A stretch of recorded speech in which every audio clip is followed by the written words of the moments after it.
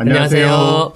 안녕하세요. 온라인 책방 한 책 읽어드립니다에 오신 것을 환영합니다. 저는 책방지기 범작가입니다. 네, 저는 김동환입니다. 반갑습니다. 네. 작가님, 오랜만에 저희가 인사드리는데요. 네. 저희가 궁동 어린이 도서관에서 주로 구민들께 인사를 드리는 것 같아요. 네네. 작년에는 글마루 한옥도서관. 그렇죠. 네. 네. 그리고 그 전년도는 저희가 개봉 어린이 도서관. 예, 그러면 어린이 도서관만 지금 3년째 네. 예, 촬영을 하고 있는데 저희 구로에 하나 더 있잖아요, 어린이 도서관. 네네. 꿈나무 어린이 도서관. 그럼 혹시 까지 가면 저희가 그랜드슬램. 네. 내년에 한번 네, 기대를 한번 해보도록 네. 하겠습니다. 지금부터 네. 오늘 소개해드릴 책 유아 부분의 김도하 작가님의 선물이 툭부터 말씀을 나눠보겠습니다. 네. 말씀을 나누기 앞서서 선생님 책 읽어보셨을 텐데 총평이라고 할까요? 우리 소감이라고 할까요? 한마디씩 하고 시작하는 거 어떨까요? 네. 지금 저희가 찍고 있는 이 계절과는 좀 어울리지 않지만 마음이 굉장히 따뜻해지는 겨울 이야기. 네. 빨리 크리스마스가 좀 기다려지는 따뜻한 그림책이었습니다.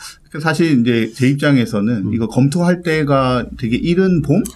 그래서 오히려 구민들 입장에서는 그때 계절성을 생각해서 막 찍어주셨는데 또 정작 활용하는 이때는 우리가 또 사계절이 뚜렷한 날이잖아요. 그렇군요. 굉장히 더운 철이라 또 다른 또 느낌의 책이다 이런 생각이 들고요. 네네. 저는 대부분 우리 그림책이 그렇듯 아이들에게도 물론 좋지만 어른들한테 더 큰 울림을 줄 때가 많거든요. 그림책 매니아들도 굉장히 많습니다, 어른들. 맞아요. 예.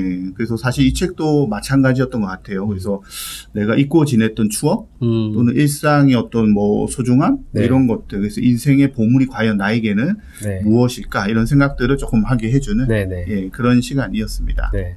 그럼 실제로 할아버지가 옛날 추억을 이렇게 떠올리는 장면은 우리 아이들이 어느 정도 공감을 할까? 맞아요. 그런 생각도 좀 걱정도 좀 들긴 했습니다. 예, 서로 막 할머니랑 데이트하고 그리고 막 결혼하고 이런 장면들이 사삭 지나가는데 사실 이제 그 장면들을 저는 이제 제 아이하고 같이 봤는데 그 장면은 크게 아이들이 와닿지는 않나 봐요. 자기들 경험하고 좀 다르니까 어른들을 위한 페이지 이런 생각도 조금 들었고요. 내용 얘기가 나온 김에 전체적인 내용을 작가님이 조금 얘기해 주시죠. 이게 간단히 줄거리를 말씀드리면 우연히 이 하늘에서 떨어진 선물 상자가 하나 있었습니다. 그래서 이 할아버지 집 마당 위로 떨어졌는데 이 할아버지는 혼자 살고 계셔요. 혼자 살던 이 할아버지 굉장히 무료하고 무기력한 삶을 살고 계셨는데 처음에는 이 선물 주인을 찾아주려고 했어요. 이게 맞아요. 잘못 떨어진 선물이죠. 적혀 있었거든요. 준이에게. 맞아요. 준이를 위한 선물인데 할아버지한테 가버렸죠. 그래서 대문에다가 이렇게 주인 찾습니다. 이렇게 또 써붙이고 그랬는데 주인을 잘 못 찾게 되고 그래서 이 선물 안에서 갑자기 뭔가 이렇게 새싹이 튀어져 나오는 바람에 이게 안에 이제 씨앗들이 들었구나 알게 돼서 이 씨앗들을 마당과 그리고 이 집 안팎에 심고 가꾸면서 할아버지의 삶이 이 생활이 굉장히 크게 달라지는 그런 내용입니다. 사실 다른 소설책들에 비해서 그림책은 우리 스포라고 하죠.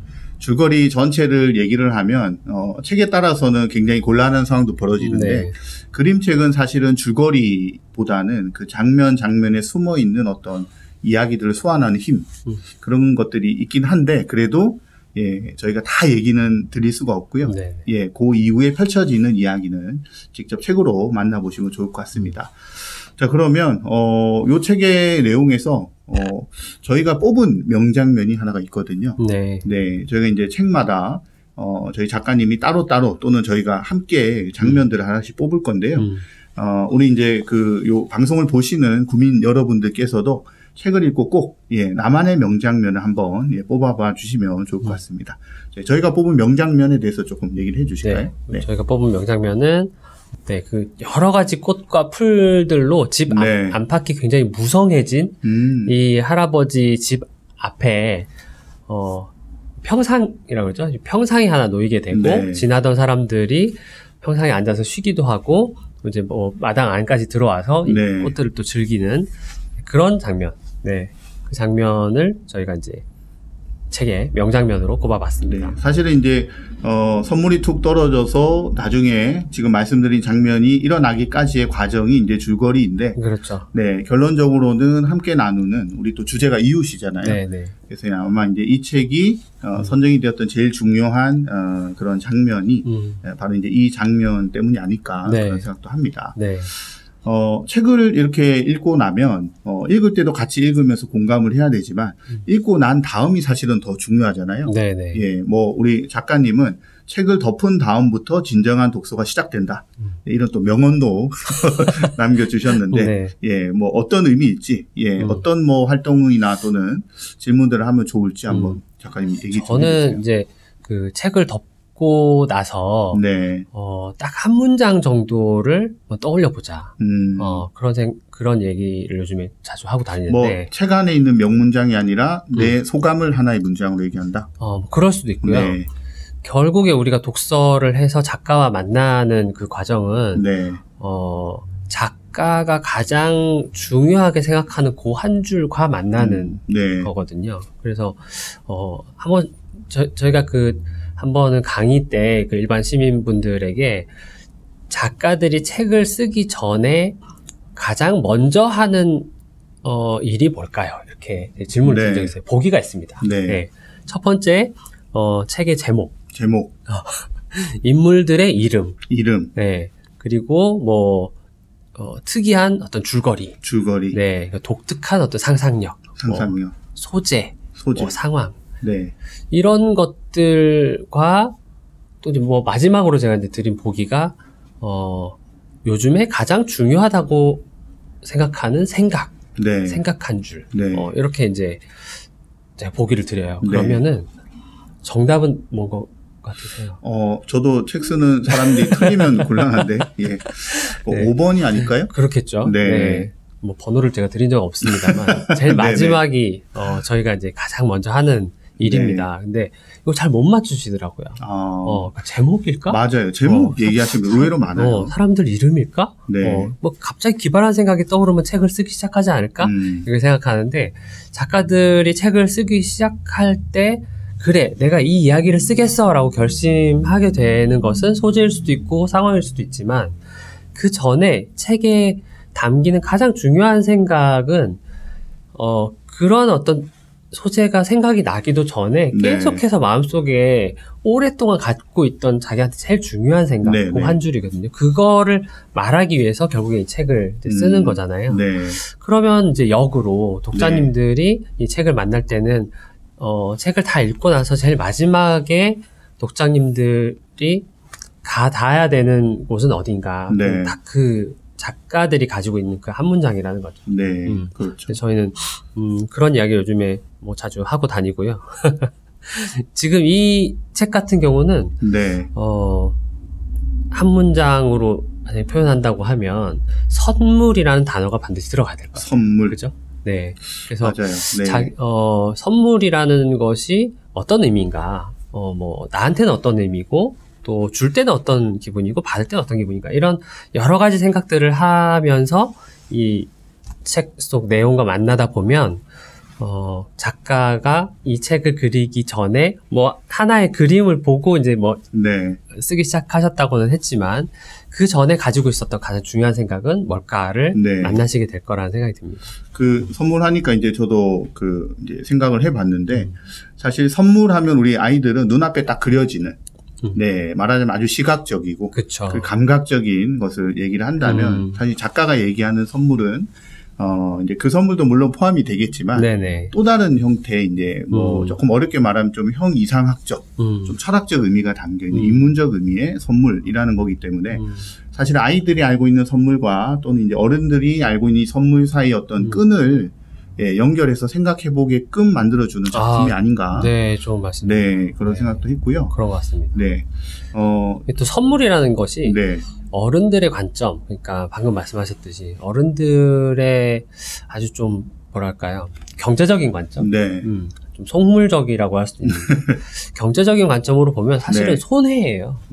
자기가 돈을 들여서 혹은 어떤 시간과 노력을 들여서 누군가한테 그 선물을 그렇죠. 주는 거잖아요. 네. 손해이고 이거 뭐 좀 단기적으로 봤을 땐 무조건 손해고 장기적으로 본다고 하면 줬으니까 나도 받지 않을까? 뭐 이런 그 샘속이라고 하죠. 네. 네. 그런 걸로 우리가 볼 수 있는데 아이들의 관점에서 또 선물은 좀 다를 것 같고요. 네. 이런 좀 경제적 관점에서 떠나서 생각한다고 하면 사실 선물이라는 것은 인간의 어떤 이타성을 보여주는 매개가 아닌가. 이타성. 네, 그렇죠. 그러니까 뭐 많은 사람들이 이기적인 거는 인간의 본능이야, 본성이야 이렇게 얘기하지만 사실은 왜 선물이 받을 때보다 줄 때가 더 그렇죠. 좋을까를 네. 생각해 보면 이 선물이라는 매개가 인간이 이기적이지만 않다. 우리 마음속에는, 누구에게나 이타성이 있다. 이런 이야기를 또 해주는 물건인 것 같기도 합니다. 네. 그래서 사실 아이들과 이 책을 읽고 그 좋은 질문들을 좀 많이 해볼 수가 있을 것 같아요. 네네. 지금 뭐 우리 작가님이 말씀하셨던 선물이 어떤 것일까에 대한 이야기. 그러니까 뭐 선물하면 떠오르는 이미지를 가지고 우리 가족들이 하나씩 얘기를 하면서 이야기를 나눠볼 수도 있을 것 같고. 네네. 아니면 뭐 내용에 좀 더 집중하자면 그런 생각도 들어요. 이제 정원에서 이제 꽃이 만발하는 형태로 가니 우리 집에 정원을 만든다면 뭐 요즘 아파트가 많지만 네. 뭐 실내에서 조그맣게 정원을 만든다면 어떤 꽃들을 심으면 좋을까? 뭐 그러면 또 아이들이 알고 있는 뭐 꽃 이름이라든지 뭐 이런 이야기도 할 수 있을 것 좋네요. 같고요. 네, 좋은 질문들도 많이 해볼 수가 있지만 또 아이들이니까 뭔가 이렇게 활동을 해도 좋을 것 같거든요. 네네. 책을 읽고요.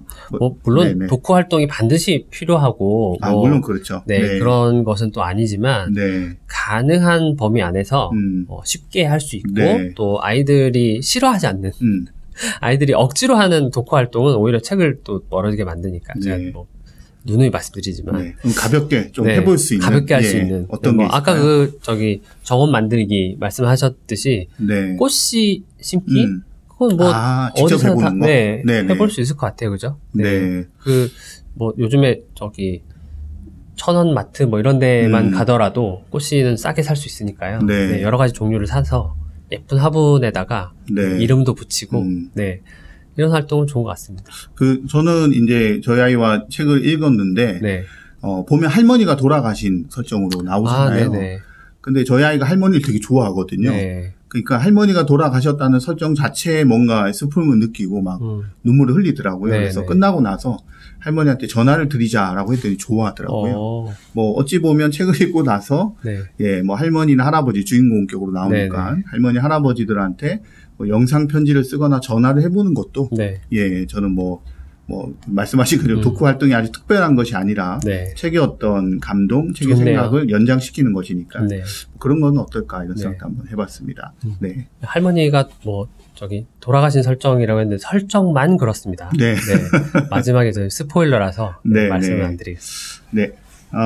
그리고 저는 이걸 보면서 그 생각도 해봤거든요. 제가 이제, 아무래도 이제 현장으로 좀 많이 탐방과 이런 걸 많이 하다 보니 책을 보면 어울리는 장소, 탐방 장소 이런 생각도 좀 해보거든요. 근데 이걸 보면서 제일 먼저 떠올랐던 것이 수원에 가면 우리 수원 화성 있잖아요. 그 수원 화성이 있는 그 동네를 이제 원도심이라고 이야기를 하는데, 거기 일대에 가면 굉장히 오랫동안 좀 버려져서 지저분하고 쓰레기도 많았던 그런 공간들이 있거든요. 이런 공간들을 정리를 하고 사람들이 좀 쉴 수 있는 공간화해서 만들었던 뭐 그런 곳들이 좀 많이 떠올라요. 꼭 뭐 요 책에 나온 것처럼 꽃을 꼭 심지 않더라도 그 지저분했던 공간이 바뀌면 사람들이 이용하는 장소가 되는 뭐 그런 것도 연결해서 우리 동네에 또 어떤 데가 있을까 뭐 찾아봐도 좋지 않을까 그런 생각도 해봤습니다. 지금 말씀하신 이 활동은 이제 할아버지 마당이 굉장히 지저분했던 그 설정이 있습니다. 할아버지 이 마당이 이런 그 생활이 변화하면서 점점 치워지고 깨끗해지고 사람들이 드나들 수 있는 정도로 이게 바뀌기 때문에 그런 활동 말씀하신 것 같습니다. 좋네요. 그러면 벌써 또 저희가 약속된 시간이 다 된 것 같은데요. 저에게 이제 두 번째, 세 번째, 네 번째 책이 기다리고 있잖아요. 다음 책은 이제 어린이 부문인데 어떤 선정작인지 소개를 해주시고 다음 시간을 기약을 하도록 하겠습니다. 어린이 부분 동화입니다. 이소환 작가의 맹물 옆에 콩짱 옆에 깜돌이입니다. 제목이 재밌으면서도 살짝 어려워요. 네. 맹물 옆에 콩짱 옆에 깜돌이. 네, 그러면 다음 회차의 두 번째 책인 어린이 부분 선정도서 만나보도록 하겠습니다. 네, 감사합니다. 고맙습니다.